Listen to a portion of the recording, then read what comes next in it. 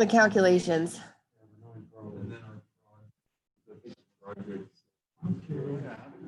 Yeah, that was very, I think that was just. It was just so you'd all see a reminder. You don't have anything to upload for that. You're just gonna get a grade from doing it in class. Okay, let's get presentation going. I will breeze through these like 12 slides.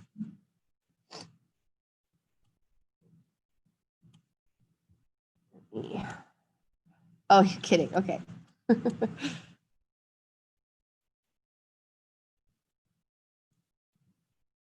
Oops.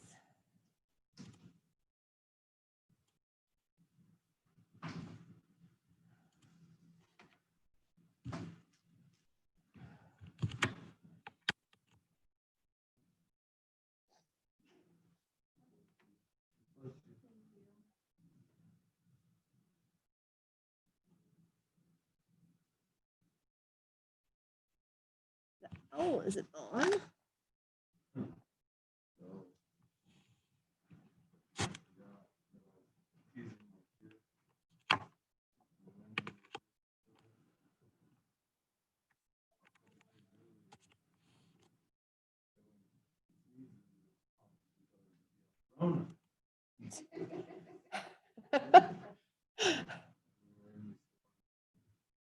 Sneezed or did something as we were walking through, and I looked at her and I waited for it, and I didn't think she was gonna do it. Rona. And I was like, oh no. How old is your daughter? Gonna be 4. Well, my husband apparently has the same level of maturity. He does the same thing.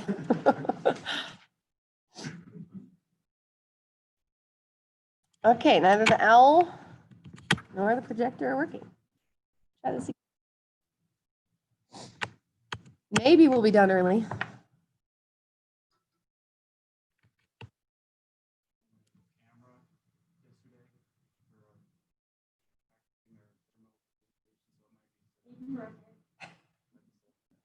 I can blame Hayden or Caden, sorry. My best friend's son is named Hayden, and since I have started teaching you, I've called him Caden like 12 times.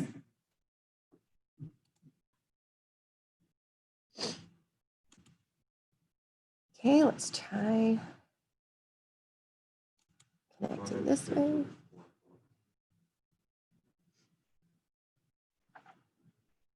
Okay, look at that.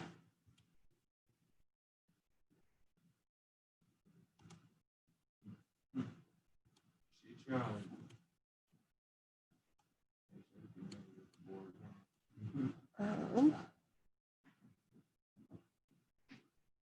Seems like Sherry was learning how to use the board the whole semester. Remember what she used black on the black screen? I don't know what black looks like. Yeah, I tried. I saw it coming. I was like, oh no. Okay. Can everybody see the presentation? You turn around with more chalk. You turn around with more. Yep, we see it. Okay. You can see it? Yeah. Yes. Cool. At least one thing worked. All right. So we're going to talk about formatting and perspective. All of the drawings that we've talked about, PNIDs, fabrication, the construction and architectural drawings from this week can be presented using several different formats. The standard formats the DOE handbook covers are single line, pictorial or double line, and the cutaway format. Each one provides specific information about the component or system. The single line is most commonly used in PNIDs. So we have our standard symbol and we have a essentially two-dimensional set of lines that connect them. This gives you a simplified piping and equipment representation. And so it clearly shows the relationship between equipment, the flow path, and where instrument sits, right? You won't necessarily know how to construct this system or the sizing of different things or have a picture of what it looks like, but you can understand the flow, right? Double line, it presents the same information as a single line, but the equipment is presented as if it had been photographed. This is not commonly used because it takes a lot more effort to produce it, and very little extra information is actually given in this drawing as compared to a single line. But I like this just because it actually looks like the system. And so I feel like for operators, this could actually be very valuable. And I wish that more drafters used this style. Where there's an overlap now between STEM and arts, and they're trying to encourage STEM people to be better at communicating and representing their ideas in their work. This has recently become more of a thing. And so I hope during your careers, this becomes a little bit more standard. I know this isn't this class, but have all of you done the reading in the nuke safety book, that yellow and black book, where it talks about the pictorial procedures they use in Japan? You guys read that yet? No? Okay. So one of the things that Japan has done is they've started to take their procedures, and instead of having 48 pages of written text and filling out sheets like we did yesterday in ConOps, they will actually make you little mini IKEA style pictures that show you what to do for each step and have you sign off that step. And so there's a lot less room for error in that it shows you exactly which dial to look at, where to take your reading. And they found that it reduces procedure use errors like 70% or something. It's huge. So there's a push to use that in the industry.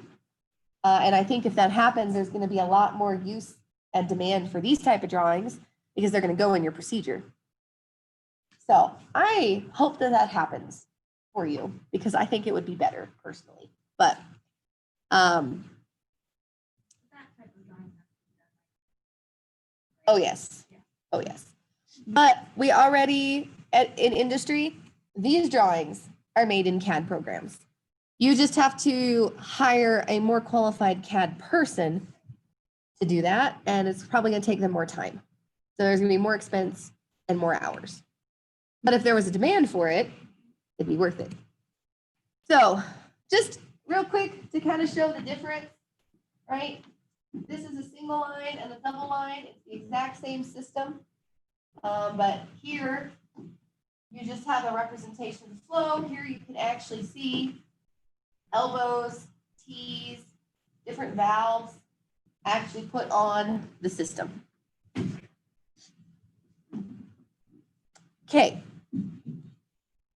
Assembly drawings are a special application of the pictorial drawings or the double lines that are specific mostly to engineering.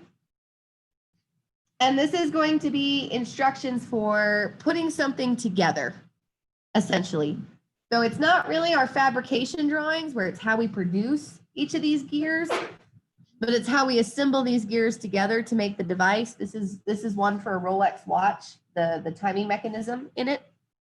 So that what moves the hands. And there would be some sort of symbology, and each one of the parts would have a name and a way that it's supposed to fit together. So you could actually take and construct and assemble something. And these can be very useful. Unfortunately, once you're actually in a facility that's already been designed and built, this will not frequently be drawn because it's already there. And so they're not trying to get you to assemble something. But there's a lot of good information that can come from them. A cutaway is another special type of pictorial. Okay, so you're going to cut a portion away, just like the name, to reveal the internal parts. Here's a cutaway of a CANDU reactor, right? So here's a colored double line, and then they cut away part of it so you can see the calandria inside the graphite. Okay. In addition to different drawing formats, You can also use different views or perspectives. Commonly, isometric and orthographic are used. Isometric is the one I've seen the most common in drawings I utilize. And what's interesting here, and I'm going to show you real quick, the way you project things alters our perception of geometry of a system a lot. So you guys have seen a globe, right, in various map layouts.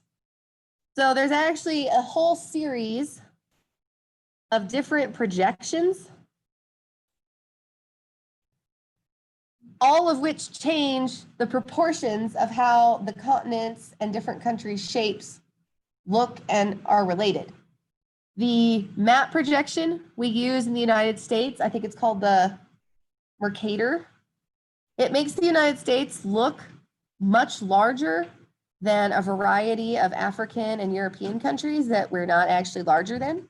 It's very US centric. Whereas other countries will use projections that make the United States look smaller, and their countries bigger. So, you know, here in the equidistant, everything looks longer than we're used to seeing, right? And skinnier. So in the same way, I just use this to show how projections change things because we're all pretty familiar with a globe.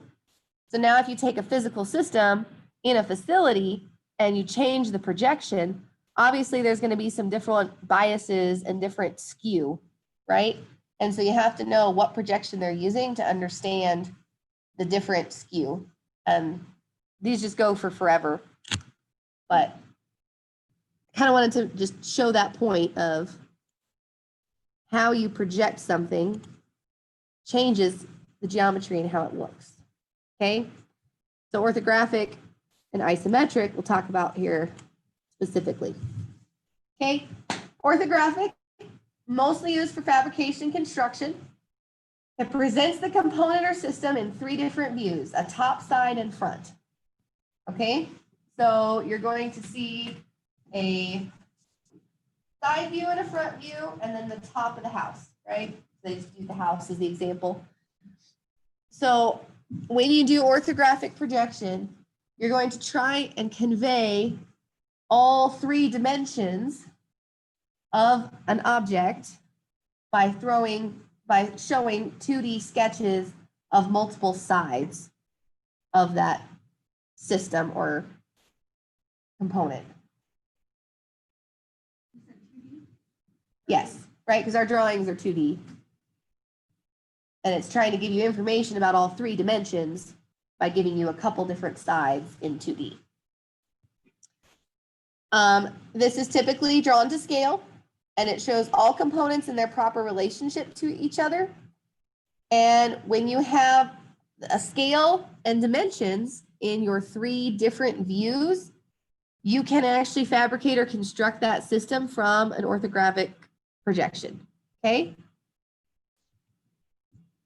Isometric projection presents a single view at an angle 30 degrees above, typically. Sometimes you might choose a different angle if there's particular things in the system you need to show better from that angle, but this is the typical one. It provides a realistic three-dimensional view of the system or component. That is all the new information. So I have just a couple review questions because we're going to do our third drawing lab, and then you guys are going to do the group project for the rest of the semester. So this is the last piece of theory lecture that you'll have in this course. Okay. So what are the 5 distinct types of drawings that we've covered so far in this course? PNIDs, schematics, 2 types, right? Yep, electrical and electronic schematics and diagrams. And then last week we introduced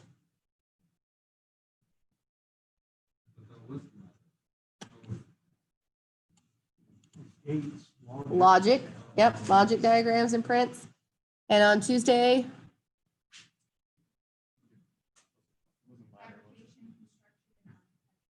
Yep, blueprints essentially.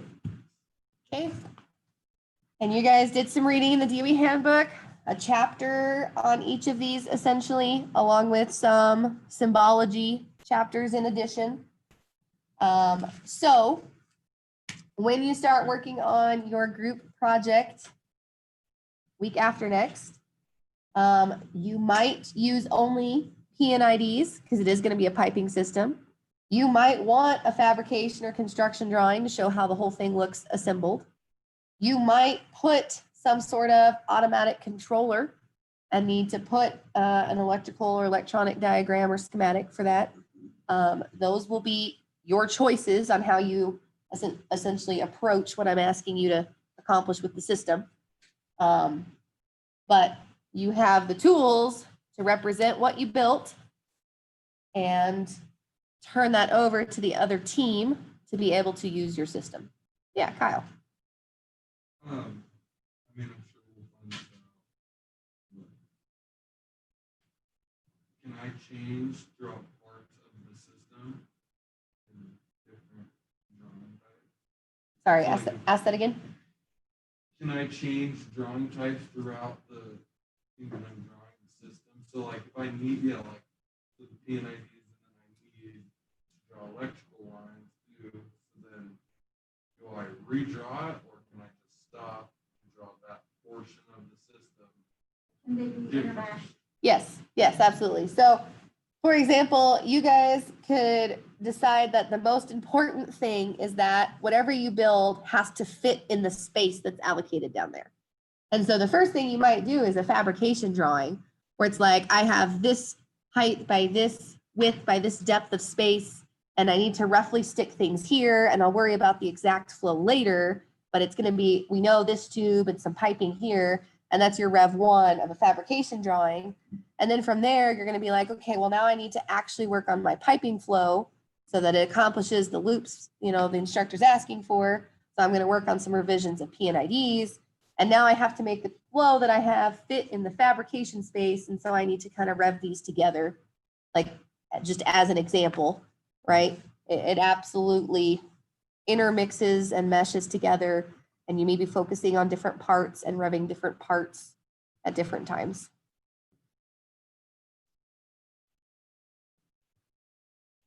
Any questions online?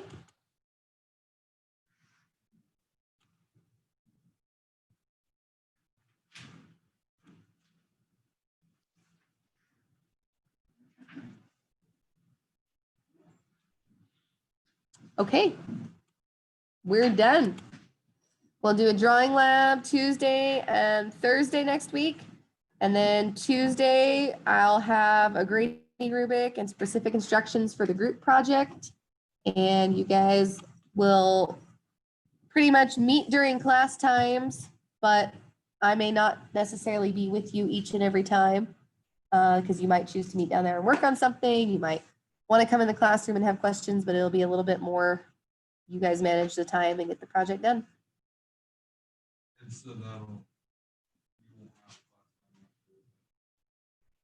What I'll probably do is I'll probably be in either the classroom or my office during that time every time. So you have a resource you can come ask questions, but you guys might be actually assembling stuff or actually drawing stuff. And I don't want to make you just sit in classroom just because. You what? send an email if you need us up here. or something. Yeah, we'll probably pick a few times to have like check-ins and Yeah, make that's sure what I- progress is going, but yeah. So I'm probably gonna let you guys pick a group because you'll be working together for the rest of the semester, and I want to make sure you guys all can mesh your schedule well.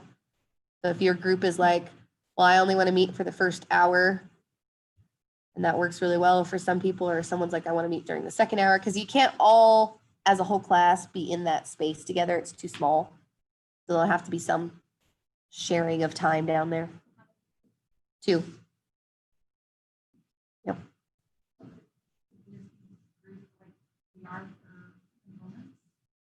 That would be fine with me if that works for you guys. Yep. Okay, we're done.